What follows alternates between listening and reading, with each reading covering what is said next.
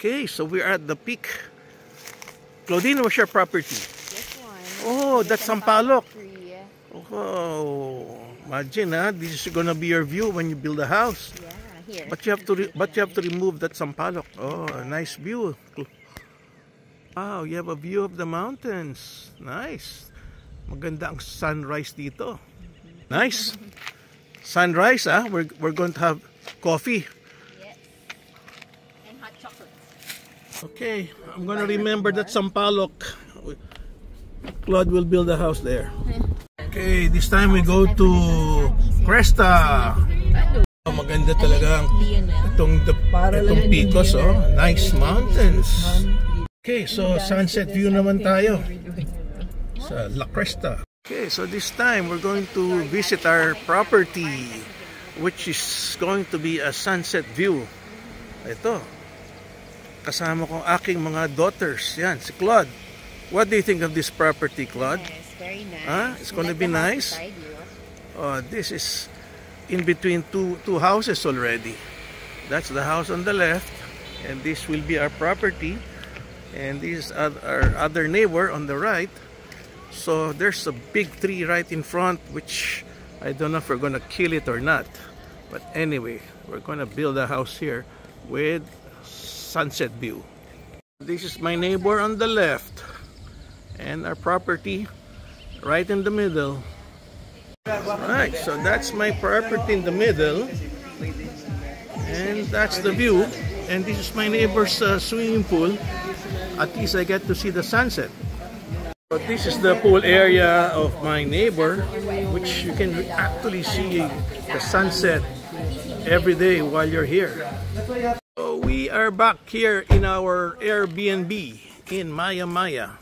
Hello, Colbaron. Mama's looking for you. So the plan is to have sunset on the roof deck and then go swimming. Okay, it's cocktail time here in Maya Maya. That's called drinking his favorite gin tonic together with the twins. And that's Mr. John, who prepared my very nice drink. Thank you, John.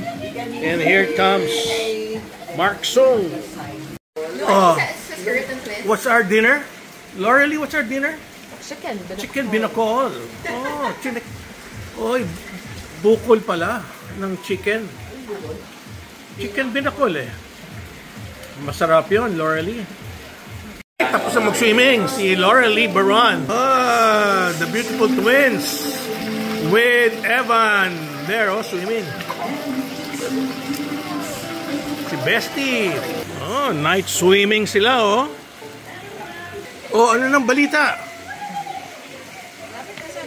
Ang ganda naman tong Airbnb na to, Gawaan ng pizza, pagkatapos, meron pa silang mga helpers, tagagawa ng dinner. Alright, here at Maya Maya. Well, this particular house here in Maya Maya is only 25,000 pesos per night. You get a swimming pool and you get four rooms. And that's the place where they're cooking, barbecuing our food. For 25,000 a day, this place is quite cheap. Yeah, I'm hungry, Mama Berna. Oh, my sexy daughter, Si John, nag-chill out lang, So this is our Airbnb for the next 3 nights. And dinner is almost ready. Ayun, may ilaw pala yung billiard hall, May free games of billiards pa.